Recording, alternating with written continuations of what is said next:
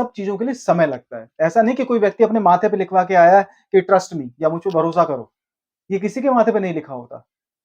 और ट्रस्ट तो हर पल बनाए रखने की ज़रूरत होती है। ट्रस्ट कोई वैलिडिटी नहीं है कि आप किसी व्यक्ति के साथ 1 साल में रिलेशन 1 साल से रिलेशन में हैं और उस व्यक्ति ने 1 साल से कुछ नहीं किया तो आगे भी कुछ नहीं करेगा ना। रिश्ते पे ट्रस्ट किया जा सकता है, नहीं किया जा सकता। ये लड़का या लड़की सुख-दुख में मेरा साथ देगी या नहीं देगी, ये लड़की मेरे प्रति या लड़का मेरे प्रति लॉयल है कि नहीं, इन चीज़ों का दूर-दूर तक कोई ख़्याल नहीं है। वो भी कहीं न कहीं प्रोफ़ेशनल होनी चाहिए, कहीं वर्किंग होनी चाहिए या बिज़नेस फ़ैमिली से होनी चाहिए और इतना दहेज लानी चाहिए। लड़के भी देखते हैं भई लड़की कितनी खूबसूरत है, कितनी पढ़ी-लिखी है कि नहीं, दिखने में कैसी दिखती है और ड्रेसिंग सेंस कुछ है कि नहीं, कहीं प्रेज़ेंट करने लायक ही नहीं है कि नहीं लायक इस हर महादेव, जय बजरंगबली। एक शब्द है जिसे हम बोलते हैं हर्ट होना और हर्ट होने के काफ़ी मतलब हो सकते हैं। आप साधारण तरीके से हर्ट होने का मतलब निकाल सकते हैं जैसे किसी व्यक्ति को भावनात्मक तौर पे दुःख पहुँचाना या किसी व्यक्ति को भावनात्मक तौर पे ठेस पहुँचाने का मतलब हर्ट हो सकता है। और हर्ट का जो इस्तेमाल है या भावनात्मक तौर पे जब हम किसी को दुःख पहुँचाते हैं, तो वो सिर्फ़ रिश्तों में नहीं होता, वो काफ़ी जगह हो जाता है। ज़रूरी नहीं कि आपको किसी को भावनात्मक तौर पे दुःख पहुँचाने के लिए किसी के साथ रिश्ते में होना ज़रूरी है। आप किसी भी व्यक्ति को कहीं भी, अनजान व्यक्ति को भी दुःख पहुँचा सकते हैं, अगर आप एक सीमा के परे जाके किसी चीज़ का उल्लंघन करते हैं तो। लेकिन जो हर्ट शब्द है, ये जो भावनात्मक तौर पे, मानसिक तौर पे जब किसी को दुःख पहुँचाने की बात आती है, तो हम इसको ज़्यादातर किसी रिश्ते के संदर्भ में या किसी रिश्ते वाली सिचुएशन में ही समझने की कोशिश करते हैं। और आजकल हर छोटी-छोटी चीज़ों के लिए हर्ट शब्द का इस्तेमाल किया जाता है, भावनात्मक तौर पे ठेस पहुँचाने वाले शब्दों का इस्तेमाल किया जाता है। एक सवाल जो मेरे पास आया है आज वो यही है कि मैं अपने पार्टनर को बार-बार हर्ट कर देती हूँ या कर देता हूँ। तो आजकल ये रिश्तों में होना बड़ा कॉमन हो चुका है क्योंकि रिश्तों में एक तो एक-दूसरे के प्रति जो ओवर एक्सपेक्टेशंस जो हम लोग एक-दूसरे से, अपने पार्टनर से इतनी सारी जो अपेक्षाएँ रखते हैं, उन अपेक्षाओं का जो पूरा नहीं होती, उनकी जब पूर्ति नहीं होती, तो कहीं न कहीं हमें लगता है कि भई हमारे पार्टनर ने हमें कहीं न कहीं ठेस पहुँचाई है।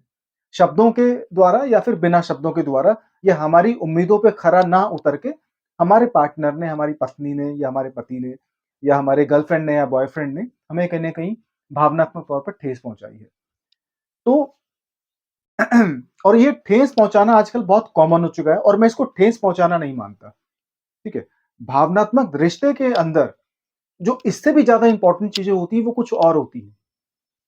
क्योंकि होता क्या है कि आप जब किसी रिश्ते में होते हैं, तो आपकी उम्मीदों को, आपके डिज़ायर्स को, आपकी होप को, आपकी एक्सपेक्टेशंस को पूरा करना तो एक बेसिक आधार हो गया। मतलब एक एक शुरुआती आधार होगा कि भई, अगर आप मेरी इन-इन चीज़ों को या मेरी इन-इन कंडीशंस को पूरा करोगे, तो ही मैं इस रिश्ते में आऊँगी। और इसी गलतफ़हमी के साथ हम किसी न किसी रिश्ते में चले भी जाते हैं। और ये ऐसा नहीं कि बोलने से उम्मीदें बनती हैं। ये उम्मीदें हमने पहले ही अपने दिमाग में बाँध रखी होती हैं। कहीं न कहीं ये जो फ्रेम होता है, हमारी गर्लफ्रेंड का, बॉयफ्रेंड का या पति का या पत्नी का, ये जो फ्रेम होता है, जो मेंटल फ्रेम होता है, ये कहीं न कहीं हमने अपने दिमाग में बना रखा है। ये जो छवि होती है, कहीं न कहीं हमारी बुद्धि में पहले से बनी होती है।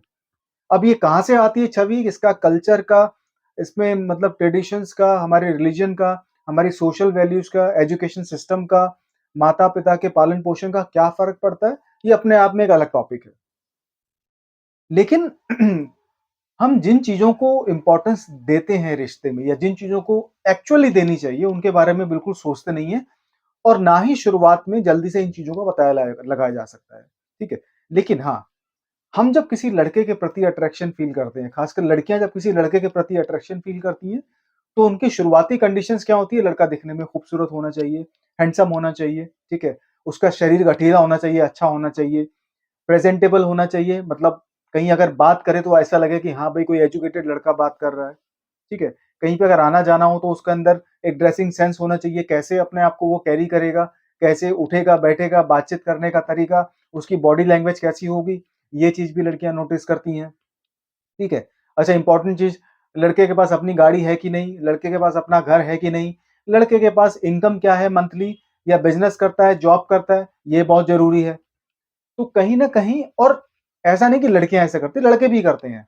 लड़के भी देखते हैं भई लड़की कितनी खूबसूरत है, कितनी पढ़ी-लिखी है कि नहीं, दिखने में कैसी दिखती है और ड्रेसिंग सेंस कुछ है कि नहीं, कहीं प्रेज़ेंट करने लायक ही नहीं, है कि नहीं लायक इस मतलब घरवालों के सामने कि कल को अगर मैं घर ले जाऊँ कि भई ये आपकी होने वाली बहू है और मैं इस लड़की के साथ रिश्ते में हूँ, ठीक है? तो क्या इस लायक है कि नहीं? तो कहीं न कहीं और कुछ लड़के तो ये भी उम्मीद करते हैं कि मैं जिस लड़की से शादी करूँगा, वो भी कहीं न कहीं प्रोफ़ेशनल होनी चाहिए, कहीं वर्किंग होनी चाहिए या बिज़नेस फ़ैमिली से होनी चाहिए और इतना दहेज लानी चाहिए, ठीक है? तो ये सारी की सारी चीज़ें आजकल युवा पीढ़ी के दिमाग में चलती रहती हैं। तो किसी रिश्ते में जाने से पहले रिश्ते से क्या-क्या उम्मीदें हैं, उसकी लिस्ट बहुत लंबी बना रखी है, ठीक है? तो एक रिश्ते को चलाने के लिए जिन चीज़ों की ज़रूरत होती है, उसके बारे में ध्यान ही नहीं दिया। मतलब लड़के पे भरोसा किया जा सकता है, इस रिश्ते पे ट्रस्ट किया जा सकता है, नहीं किया जा सकता। ये लड़का या लड़की सुख-दुख में मेरा साथ देगी या नहीं देगी, ये लड़की मेरे प्रति या लड़का मेरे प्रति लॉयल है कि नहीं, इन चीज़ों का दूर-दूर तक कोई ख़्याल नहीं है। लेकिन ये जो बेकार की चीज़ें हैं, जिनकी वज़ह से रिश्ते ख़राब होते हैं, इन चीज़ों की लिस्ट बहुत लंबी है, जो कि मैंने अभी बताई है, ठीक है? तो होता क्या है कि हर्ट करने की शुरुआत कहाँ से होती है? आप इन चीज़ों की लिस्ट के साथ या इन अपेक्षाओं के साथ जब किसी रिश्ते में जाओगे और कोई ना कोई चीज़ जब इसके अंदर आपकी पूरी नहीं होगी, कहीं न कहीं वो लड़का या वो लड़की जब इन चीज़ों के आधार पे खरा नहीं उतरेगा, तो आपको तो दुःख होगा ही होगा। बिल्कुल दुःख होगा, ठीक है? लड़का आपको शॉपिंग कराने नहीं ले जा पाया, आपको समय नहीं दे पाया, ठीक है? और क्या कहते हैं कि आपको भावनात्मक तौर पे समझ नहीं पाया, तो कहीं न कहीं आपको दुःख होगा और आप ये शब्द इस्तेमाल करोगे कि मेरे बॉयफ्रेंड ने या मेरे पति ने मुझे हर्ट किया है, उसने मेरा दिल दुखाया है या उसने मुझे भावनात्मक तौर पे चोट पहुँचाई है, ठीक है? लड़कों की प्रॉब्लम क्या होती है, भई लड़की आपके साथ वफ़ादार नहीं है, लॉयल नहीं है, ठीक है? आपको समय नहीं दे पाती है या आपको समझ नहीं पाती है या लड़कों के जीवन में जो संघर्ष चल रहा होता है, उस संघर्ष के दौरान अगर लड़की आपके साथ नहीं खड़ी है, तो लड़का भी हर्ट होता है कहीं न कहीं, कि यार जब मेरा बुरे समय था, तो ये लड़की मेरे को सपोर्ट नहीं करती थी या सिर्फ़ नाम के लिए सपोर्ट करती थी। जो सिर्फ़ बोलती थी कि मैं आपके साथ खड़ी हूँ, लेकिन कोई इमोशनल सपोर्ट नहीं, ठीक है? कोई भी मतलब मोरल सपोर्ट नहीं, कहीं भी अगर जीवन में कोई संघर्ष आता है, मैं अकेला पड़ता हूँ, तो उसके बारे में भी कोई सपोर्ट नहीं, ठीक है? तो लड़का भी बोलता है कि भई मैं भी कहीं न कहीं हर्ट हूँ, मेरे भी दिल को कहीं न कहीं ठेस पहुँची है। तो लड़का ज़रूर बोलेगा, जो इंसान मेरे संघर्ष के समय मेरे साथ नहीं था, तो आज मैं कुछ बन गया हूँ, तो मैं उसकी सपोर्ट क्यों करूँ? तो फिर अब रिश्तों में इसने मुझे हर्ट किया, उसने मुझे हर्ट किया, तेरी इस बात से मुझे दुःख पहुँचा, इस बात से तेरी मेरे को धक्का लगा, तू मेरे साथ तब नहीं खड़ा था या तूने मेरी मदद नहीं करी, तू मेरे को नहीं समझ पाई, तूने मेरे को समय नहीं दिया, तू लॉयल नहीं थी। ये सारी की सारी कहानी जो है ना एक-दूसरे को हर्ट करने की, ये पहले ही इसके बीज हम बो चुके होते हैं और फिर बाद में बोलते हैं कि मैंने अपने पार्टनर को हर्ट किया। हर्ट तो करोगे ही भैया, हर्ट भी करोगे, आप उसका दिल भी दिखाओगे और अगर गुस्से पे कंट्रोल नहीं हो पाया तो हो सकता है आप उसका सर भी फोड़ दो। क्योंकि हर्ट करने की लिमिट होती है फिर जो भावनात्मक तौर पे जो दुःख होता है, उसको अपने दिल के अंदर दबा के रखने की एक सीमा होती है। आप जब उस दुःख को सँभाल के नहीं रख पाओगे, आप जब उसे कंट्रोल नहीं कर पाओगे, तो कहीं न कहीं वो फ्रस्ट्रेशन और गुस्से में बाहर आएगा। इससे रिश्ता और बिगड़ेगा। क्योंकि है क्या कि हम लोगों ने एक-दूसरे से जो अपेक्षाएँ, जो उम्मीदें बाँध रखी हैं, वो टेम्परेरी हैं। और रिश्ता चलाने के लिए, किसी रिश्ते को लॉन्ग टर्म तक ले जाने के लिए, ये अपेक्षाएँ जीवन भर उठती-बैठती रहती हैं, खत्म होती रहती हैं, पूरी होती रहती हैं। लेकिन कुछ चीज़ें इन अपेक्षाओं से, इन उम्मीदों से ज़्यादा इम्पोर्टेंट होती हैं। वो होती है कि क्या लड़का या लड़की एक-दूसरे के प्रति लॉयल है कि नहीं? क्या लड़के-लड़की ने एक-दूसरे को बुरे वक़्त में सपोर्ट किया कि नहीं किया? ठीक है? क्या लड़का-लड़की एक-दूसरे को सत्य बताने की कोशिश करते हैं कि नहीं करते हैं? क्या लड़का-लड़की एक-दूसरे से दिल खोल के बात करने की कोशिश करते हैं कि नहीं करते? अगर रिश्ते में कहीं न कहीं ट्रस्ट इश्यू है, कहीं न कहीं भरोसा अगर डगमगाया हुआ है, तो एक-दूसरे के भरोसे को बनाए रखने के लिए, उसे दोबारा ज़िंदा करने के लिए क्या रिश्तों के अंदर एफर्ट्स डालते हैं कि नहीं डालते? ये सारी की सारी चीज़ें इम्पोर्टेंट होती हैं और ये सब चीज़ों के लिए समय लगता है। ऐसा नहीं कि कोई व्यक्ति अपने माथे पे लिखवा के आया है कि ट्रस्ट मी या मुझ पे भरोसा करो। ये किसी के माथे पे नहीं लिखा होता। और ट्रस्ट तो हर पल बनाए रखने की ज़रूरत होती है। ट्रस्ट कोई वैलिडिटी नहीं है कि आप किसी व्यक्ति के साथ 1 साल में रिलेशन 1 साल से रिलेशन में हैं और उस व्यक्ति ने 1 साल से कुछ नहीं किया तो आगे भी कुछ नहीं करेगा, ना, ये बहुत बड़ी गलतफ़हमी है। ट्रस्ट हर पल बनाए रखना पड़ता है और ट्रस्ट एक-दूसरे के प्रति हर पल अपने दिल के अंदर रखना पड़ता है, तभी ट्रस्ट बना बना रहता है।